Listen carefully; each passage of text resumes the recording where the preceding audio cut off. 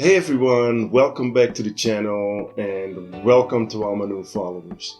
In this week's little episode, we're going to talk a little bit about the 50mm focal length and why it is my favorite focal length. And I think it has a little bit of a bad connotation to it because of, it's often called the standard focal length. Standard sounds so, mediocre, so blasé. But I think, we would be better off calling it something different because the 50mm is a jack of all trades. And that doesn't mean that it's okay at everything and not good at one single thing. I think it's actually really great at a lot of different things. And we're going to get into why my favorite focal length is 50 and why I think it's such a great all-rounder and why it's great at specific things. So we're gonna discuss it by going over about, I think I counted last time I made a count, about 1,000 photos. No guys, I'm just kidding. I have about 10 photos here which we're going to discuss. And number one, I feel that the 50mm focal length is ubiquitous. There are so many 50s and therefore the prices are nice and low. I mean, you can find a 50 in any brand, you can adapt a 50 to any brand, you can get M42s, older 50s, really great one like the Jena DDR, this Carl Zeiss that I have that I really love. As mentioned, I'm a one lens guy, not a one camera guy. There's a difference. I like different cameras, but across the board, it's all a 50 for me. I think that makes things easy. You don't have to sit there. Again, I mentioned this in another video, that this is not necessarily about that, but it makes things easy. I can just grab that camera and I have the 50 on there. I know what to expect. I know what I need to do. And I know what I get out of it. It's very predictable. Predictability isn't always boredom. Predictability can also give you some peace of mind and allows you to creatively think about the things that are important and that's taking photos. Now, the first photo here, guys, is a photo on the streets. Quite often it is said that 50mm is a bit too compressed, a bit too zoomed in, if you will, for the street. I disagree. I think I'm in the camp, I would venture to say, excuse me guys, I'm in the camp, I would venture to say that anything closer than that, you do have to step in. And a famous photographer once said, we won't mention his name, like, if you're, not close enough, it's not a good picture. All those nice lofty platitudes, great, but to each their own. What works for me perfectly fine. And we can see that in this first photo. There's plenty of context. I was able to get both people completely in there, and I didn't even zone focus. I'm not a big zone focusing guy. I like to pre-focus on a certain area, which I did, where you see that little card. That's where I pre-focused. I saw the people coming and then boom, I pointed the camera, clicked. They're still not all the way in focus, but you can see how much information is included in this photo. There's a whole heck of a lot of information. We even have a nice perspective going down in the depth and plenty of information there. Here we already see that a 50, if you stop it down, that there's a lot of depth of field there. There's a lot of, from all the way in the lantern to really in front of the card, we have excellent sharpness or decent sharpness. And certainly where we needed the sharpness, there is sharpness. So plenty information to be caught with a 50mm. So this photo number 2 here, where we're going to, and let me pull that on the phone here, which is another, it's not a street shot, but again with this shot, were I to either shoot with a 35 or a 28, and there's nothing wrong with shooting with a 28 or 35. If that's your cup of tea, go for it. If that floats your boat, go for it. I know plenty of photographers, and especially one or two online, that are awesome with the 28mm, and they dare to step in. But I feel that if I were to have stepped in on this shot, that I would have introduced myself into the scene. I would have sort of awoken somebody out of the state that they were in, alerted them to my presence, and that would have changed everything. Here I was just able to pull out my camera, compose the shot, and even take the time to focus where I wanted to have the focus, take the shot, and I was done with it. Nobody even noticed I ever took a shot. If I would have had to step closer, the dynamic would have been gone. I would have disturbed these people, and I would have introduced myself as a distraction. Another reason why I really like the 50, and again, this isn't a street shot. I don't consider myself a street photographer per se. I do like to venture out on the streets for street scenes, and that is then very well portrayed here in this next shot number 3, guys. Again, plenty of information. I don't feel that I needed anything wider here. I don't feel that I needed anything more on the telephoto end of it. This was perfect. This captured that scene, which I'm a big fan of street scenes, especially American scenes. I'm originally from Europe, you know that. To me, these American street scenes are, almost iconic, especially with a 7-Eleven. Very cliche, I know that, but I can shoot it all day long. The people sitting here, look how small they are, and that's with a 50 lens. And again, nice, enough sharpness in the depth, enough depth of field for me to capture that scene stepped away. That's what I do like about the 50. If you stop down and you step a little bit away, you have enough, have plenty depth of field available for you. Plenty room, sometimes a bit too much room where I feel like, I want to step in a little bit closer. But for this scene, I didn't have to do that. Very good for street. Some people swear by it. I love the 50 out on the streets. Again, I'm not a street photographer. I'm more of a street portrait guy out there. And street portraits all day long for me, as portrayed in this next photo here, guys, of this character. This guy was a character. He was a hoot. Absolute fantastic guy. And I asked him, sir, because he had a sort of larger than life attitude. You can see it in the way he's dressed, the fedora hat, the sunglasses. This guy's the real deal. And I wanted to snap a photo of him. I asked him, and he had a couple ones behind him, couple pints there. But he posed for me. And again, what I love here, if I would have opened up the lens, I would have taken him out of the context. But I stopped down the lens, and I have still plenty of context behind him of the bar where he just walked out of. But we can still open up that lens and really blur out that background. I agree with Matt Day that sometimes it is harder to work with a 35 or a 28 because you do really have to look at the whole scene because everything is going to be sharp. I don't necessarily think shooting with a 50 and blurring things out is a crutch. I kind of disagree with him a little bit on that, and that's fine. Nothing but respect for Matt Day. He's awesome. I think I've watched every Matt Day video, but sometimes you do want to have that ability to blur things out. That's just a handy ability to have.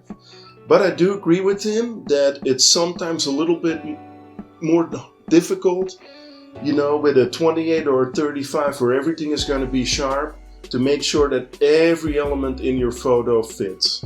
I agree with him 100% there.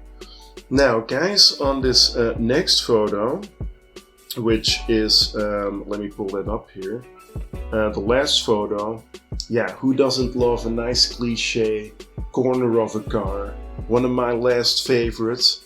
I just actually printed this one out in the darkroom. Came out amazingly. I've started printing on resin-coated paper, but that's a different discussion. But the 50mm focal length, fantastic for the corners of the car, those classic cars. And I shot this one with the FA. By the way, this is, I should have called out all the films, but all the films that you just seen before is FB4 anyway.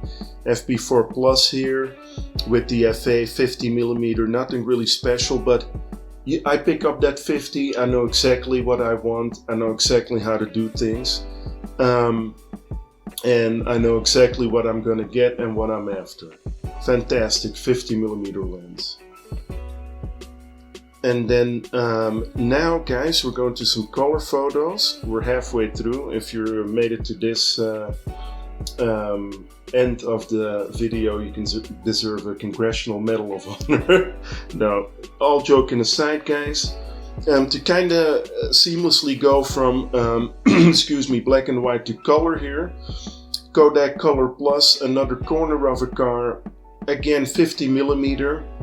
You can capture all that information in sharpness without necessarily distorting anything. That's another big advantage of a decent 50mm. A quality 50mm. Most old Nikons, zero distortion. I love that. What you see is what you get. And then you can play with the angles. You don't have to worry about, hey, is there going to be distortion? How is that going to play out in the end? In the final conclusion. But again, wonderful. Again, cliche, but as a European, we don't have a lot of those cars where I'm from, and I love shooting that all day long.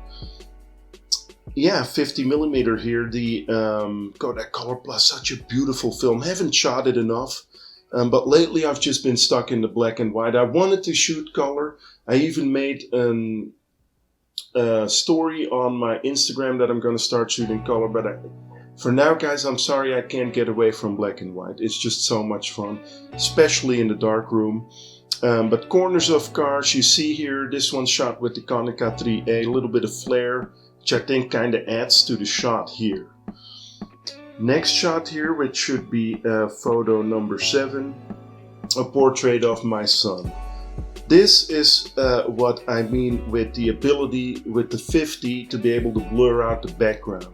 This is Kodak Gold of all films. You can still take portraits with Kodak Gold. This wasn't bad. This was on a sunny day, but I placed my son in the shade. One of my all-time favorite portraits of him. And I shot this, I think it was with the N90S and the AF50D. AF51.8D, really sharp little lens, but I love it how I was able to blur out that background. And again, you have the ability with the 50 to capture the distance information or to blur out the background. I think that's a wonderful opportunity to have. Sometimes I want to have it in it, sometimes I want to leave it out. Why limit yourself if you can shoot with that possibility? Why limit yourself? Next shot here, moving on, guys, which is shot number 8, studio shot. This is Fuji Pro 160S in its heyday. Look at the skin tones, fantastic. Anyway, 50, great for the studio. Great for the headshots if you have a lens that has no distortion. And great for the full body shots. I can do a whole photo shoot with a 50, although I must admit that the 85 has been part of my repertoire, but for I think a good 5-6 years I did photo shoots with nothing but a 50. That's it. That's all I needed, and they came out great. Studio shot here. I just used one light, that was all that was necessary. I opened up the lens for a little bit of interest to where her arm sort of led into her face. Her lips were the feature here. But wonderful shot in the studio. The 50 just shines. I mean, the 50 shines everywhere, guys. Come on. And then we have shot number 9 here, which is my girlfriend Jamie. I absolutely love this shot. Guess what film this is, guys? You will never believe. This is a film that I've become a huge fan of, super expensive, but this is Cinestill 50D, and it's great for portraiture. Girlfriend looks extremely beautiful here, but I love this portrait of her, and you can see the umbrella in the background, and great again for in the studio. You want to capture a nice headshot, but still have some context. The balcony is behind me there. Still have some context of the balcony, or have the ability to open up the lens and then blur that out completely. You always have that opportunity. Or I could have stopped down to an f8 or even an f9, or even an f11 I mean, and gotten the context behind her as well if I wanted that. I love that about the 50, where you can blur out and you can get that information in the depth, if you will. Also, just the focal length in general, to me, they do say that it is what we see, and it's closer to the 42 actually. But I like seeing the world in a 50mm. I like just grabbing a camera. It's that camera today. It's the F100. It's the FA. For now, it's going to be the Konica 3A for quite a while, because I really want to get very familiar with that camera. But again, 50mm on there, it's just what I love. You can see it really is a jack of all trades, and it's not at all just mediocre at what it does. It's excellent at what it does. And that's why there's a reason that in the past, the 50mm lens came with every camera. It's because they wanted, that camera to look good. And the camera's gonna look good with a 50mm. What camera doesn't shoot great photos with a 50 on there? So, but anyway, this photo of my girlfriend, one of my all-time favorite portraits of her, Cinestill 50D, wonderful film. Last shot here, guys, more of a night shot. Again, Cinestill 50D. Here the 800, the tungsten version would have been better, but I didn't have that on hand. So that's why you do see a little bit of an odd white balance there, a little bit of yellowing there. But I do love this shot. Again, plenty of information. If I would have gone wider here, I would have had the wall, and yes, you can zoom with your feet with any prime lens or with any prime focal length. But I would have had too much distortion. Here I get very little distortion, very true to life aspect of what we're seeing here. And that's just what I love about a 50. Again, don't let the term or the phrase, it's a standard lens, fool you or lull you into a false sense of, oh, it's just a mediocre lens. It's really not what I want to shoot with. You can make excellent photos with a 50. You can make excellent photos, of course, with any focal length, and it's to each their own.